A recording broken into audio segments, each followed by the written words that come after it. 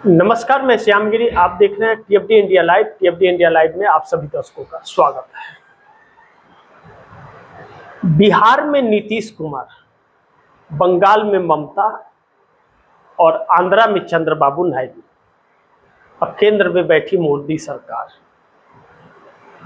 यह चार दिशा हो गए हैं और इन्हीं चारों दिशाओं के अंतर्गत सब कुछ आकर के सिमट गया है। बिहार में Nitish Kumar single largest party बनने जा रहे हैं, यानी कि 94 विधायकों के साथ नंबर 1 की पार्टी बन जाएंगे। अब आप दर्शक सोचेंगे कैसे, उनके पास तो 85 विधायक ही थे। अब नीतीश कुमार की पार्टी जेडीयू में कहा जा रहा है, चर्चा इस बात की है कि असदुद्दीन ओवैसी के 5 विधायक और बहुजन समाज पार्टी का एक 6, आईपी गुप्ता 7 विधायक तो आने वाले हैं। लेकिन वह 2 कौन है जो आने वाले हैं, यह सवाल है।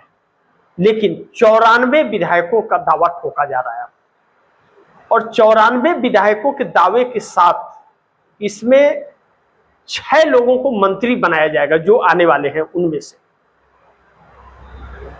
कौन सा विभाग होगा यह भी, लेकिन सबसे अहम कि जेडीयू अब सीएम की दावेदारी ठोकने जा रही है, यानी कि सम्राट चौधरी बस अब कुछ ही दिनों के मुख्यमंत्री रह गए हैं। तो क्या यह सोचना समझना जरूरी है कि भारतीय जनता पार्टी तैयार हो जाएगी इसके लिए कि जेडीयू को सीएम की कुर्सी दे देगी नीतीश कुमार को? क्या नीतीश कुमार ने संजय झा को यही काम सौंपा था या कुछ और सौंपा था कि आप जल्दी कीजिए?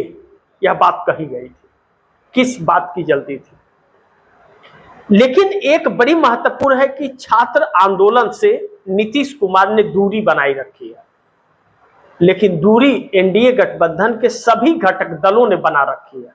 जबकि पटना के अंदर छात्रों ने सीएम आवास का घेराव किया, वाटर कैनन चले, पुलिस और छात्र में टकराव हुआ, सब कुछ हुआ, लेकिन कोई भी एक शब्द बोलने को तैयार नहीं है।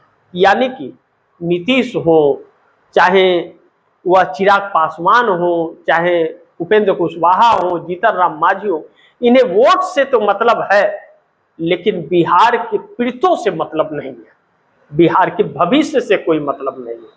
यानी कि न किसी की सुनना है और न किसी का कोई काम करना है। बस सत्ता के लालच में बैठे यह नेता बिहार के अंदर कुंडी मार के बैठे हुए हैं। या मैं नहीं कह रहा हूं, यह जेनजी का कहना है। तो फिर आने वाले वक्त में जेनजी का जो टकराव होने वाला है सरकार से, वह बहुत ही अजीब होने वाला है।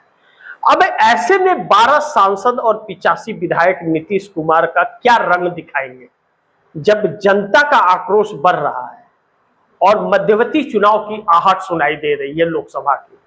ऐसे में 12 सांसदों पर बहुत दारोमदार अपने राजनीतिक कैरियर को बचाने का है, क्योंकि अब नहीं लगता कि आने वाले वक्त में नीतीश कुमार के नाम पर, चिराग के नाम पर, मोदी के नाम पर वोट नहीं मिलने वाले हैं।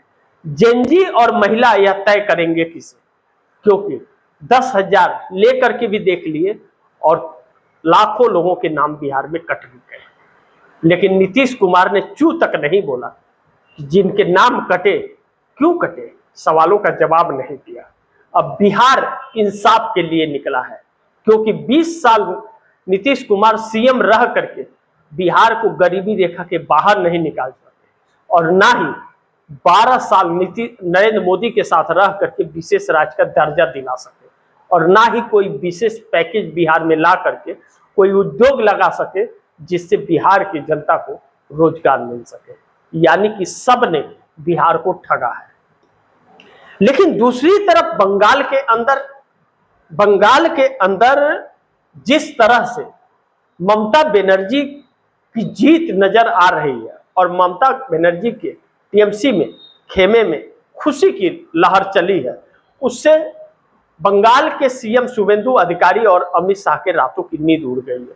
नींद तो उड़ी मोदी की भी है, क्योंकि उनकी तो कुर्सी ही दांव पर लगी है, लेकिन शुभेंदु अधिकारी के लिए झटका और अमित शाह के लिए है, क्योंकि 20 सांसद और 58 विधायक जो ममता बनर्जी की टीएमसी पर छोड़ करके गए थे, अब उनके ऊपर तलवार लटक गई है और कुछ सांसद और विधायक ममता बनर्जी के पास आ रहे हैं।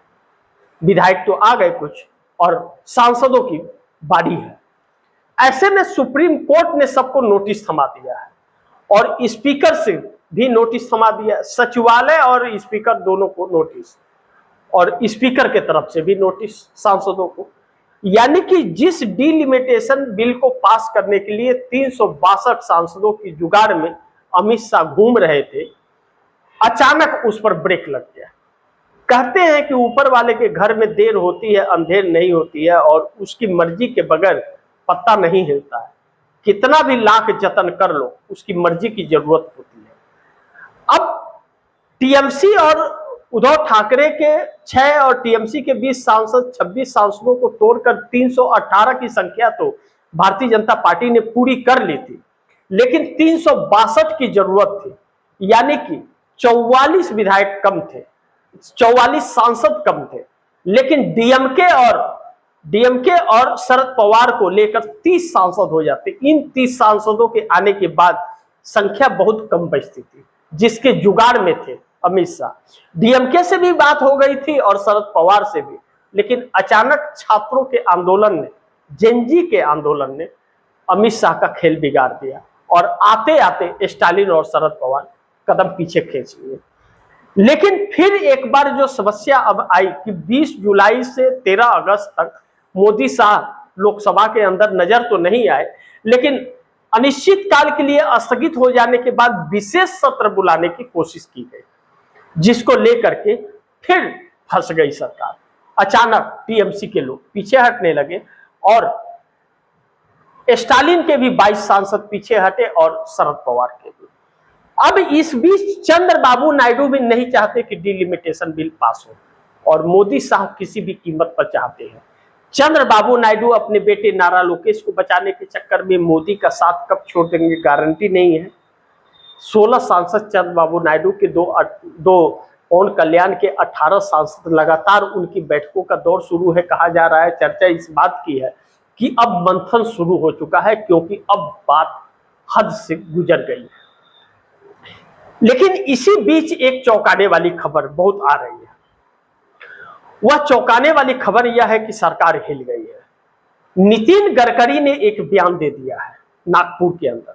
नितिन गडकरी ने कहा है कि उम्र हो गई, अब इस्तीफा दे दो और नई पीढ़ी को मौका देना चाहिए काम करने के लिए। नितिन गडकरी यह जानते हैं कि उनका विरोध हो रहा है जेएनजी की तरफ से E20 पर, और उनकी कुर्सी हो न हो कैबिनेट विस्तार के वक्त चली जाए, और यह मानी भी जा रही है कि 99% नितिन गडकरी को हटा दिया जाएगा।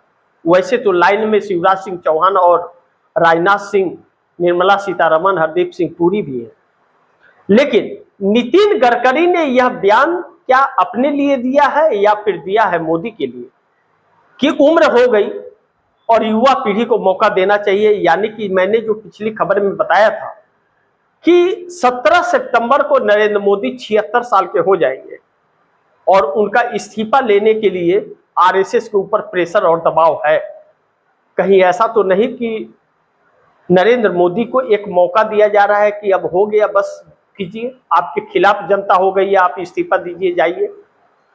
तो अमित शाह का क्या होगा? तो फिर डिलिमिटेशन का क्या होगा? फिर 1 नेशन 1 इलेक्शन का क्या होगा? यह तो युग युग तक सत्ता में रहने की कोशिश कर रहे थे।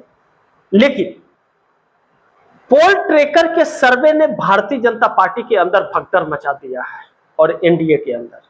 पोल ट्रैकर के सर्वे ने जो उत्तर प्रदेश और लोकसभा चुनाव को लेकर के एक सर्वे किया और कहा कि एनडीए गठबंधन 240 सीटों पर सिमट जाएगा, इंडिया गठबंधन 280 सांसदों के साथ सरकार बनाएगा, तो यह नरेंद्र मोदी की घटती लोकप्रियता के कारण है। उत्तर प्रदेश के अंदर भी एनडीए हार रहा है और इंडिया गठबंधन की सरकार समाजवादी पार्टी और कांग्रेस के नेतृत्व में बन रही है विधानसभा चुनाव में। और उत्तर प्रदेश में राम मंदिर में चंदा चोरी का मामला बढ़ चढ़ करके चर्चा का विषय बना हुआ है। इसी बीच 5 सितंबर को जेनजी का आंदोलन का ऐलान हो गया है कि 5 सितंबर को इंडिया गेट पर सब कोई इकट्ठा होंगे और पुलिस हेडक्वार्टर का घेराव होगा। अब अमित शाह नहीं, मोदी का इस्तीफा चाहिए। मांग बढ़ती जा रही है, मोदी सरकार संकट में आती जा रही है। मोदी की लोकप्रियता राहुल गांधी से 22% कम हो गई है, राहुल गांधी की बढ़ रही है। युवा पीढ़ी और महिला नरेंद्र मोदी से पीछे हट रही है। कहा जा रहा है कि 10 करोड़ वोट तकरीबन भारतीय जनता पार्टी का कांग्रेस की तरफ शिफ्ट हो रहा है। लगातार ग्राफ गिर रहा है, लेकिन नरेंद्र मोदी के लिए अब संकट तब आने वाला है जब अब नितिन गडकरी के बयान के बाद आरएसएस एक्टिव हो रहा है और कहा जा रहा है कि अब ना तो अमित शाह प्रधानमंत्री बनेंगे और ना तो मोदी प्रधानमंत्री रहेंगे। यानी कि सरकार हिली हुई है, इस्तीफा मोदी का होना है। अगर नहीं माने तो सरकार गिर जाएगी, क्योंकि लगातार भाजपा और एनडीए के खिलाफ लोग हो रहे हैं। लेकिन ना तो चंद्रबाबू नायडू कुछ बोल पा रहे हैं, ना तो नीतीश कुमार कुछ बोलते हैं। अब तो कहा जा रहा है नीतीश कुमार से उम्मीद नहीं कर सकते, वह अब किसी काम के रहे नहीं, जनता अपना विकल्प तलाश में। ऐसे में राहुल गांधी की बढ़ती लोकप्रियता बहुत कुछ संदेश दे रही है। लेकिन एनडीए गठबंधन और भारतीय जनता पार्टी के अंदर यह तो अब समा गया है कि मोदी कहीं ऐसा ना हो कि एनडीए का भी और भाजपा का भी अंत करवा जाए और आरएसएस को ऐसा फंसा जाए कि उस जाल से निकलने के लिए आरएसएस को सालों साल लग जाए।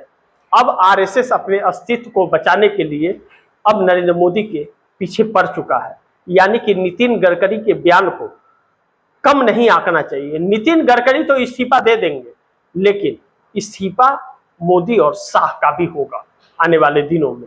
और फिर एक बार या तो मध्यवर्ती चुनाव होगा या फिर छोटी सरकार देखने को मिलेगा, जैसे देवी गौड़ा, इंद्र कुमार गुजराल और मिला था चंद्रशेखर सिंह का, वह नौबत भी आ रही है। ऐसे में बहुत से अधिकारी राहुल गांधी के संपर्क में और नेता संपर्क में बताए जा रहे हैं। क्या नीतीश नायडू भी संपर्क में आ गए हैं? नीतीश खेल बहुत बड़ा खेल रहे हैं, कहीं पलट तो नहीं जाएंगे, क्योंकि नीतीश कुमार ऐसे में बड़ी माहिर है। लेकिन चंद्रबाबू नायडू जिस के लिए जाने जाते हैं मौसम वैज्ञानिक, और मंथन शुरू है आंध्रा के अंदर चंद्रबाबू नायडू का, कहीं ऐसा तो नहीं कि समर्थन वापस लेने की तैयारी है, क्योंकि नीतीश और चंद्रबाबू नायडू को मिलाकर के 30 सांसद हो जाते हैं। बाकी तो अपने आप इंडिया गठबंधन की तरफ चले जाएंगे। देखना बड़ी महत्वपूर्ण होगा क्या होता है। जो भी होगा खबरें आप दर्शकों तक लाते रहूंगा। आप दर्शकों की क्या राय है, क्या सुझाव है, कमेंट बॉक्स में जरूर दीजिएगा। इस खबर को ज्यादा से ज्यादा शेयर कीजिएगा, अपने दोस्तों को भी कहिएगा आगे शेयर करें। और आपने टीएफडी इंडिया लाइव को सब्सक्राइब नहीं किया, सब्सक्राइब कर लीजिए, अपने दोस्तों को भी कहिएगा सब्सक्राइब करें। मिलते हैं अगली खबर के साथ, तब तक के लिए नमस्कार।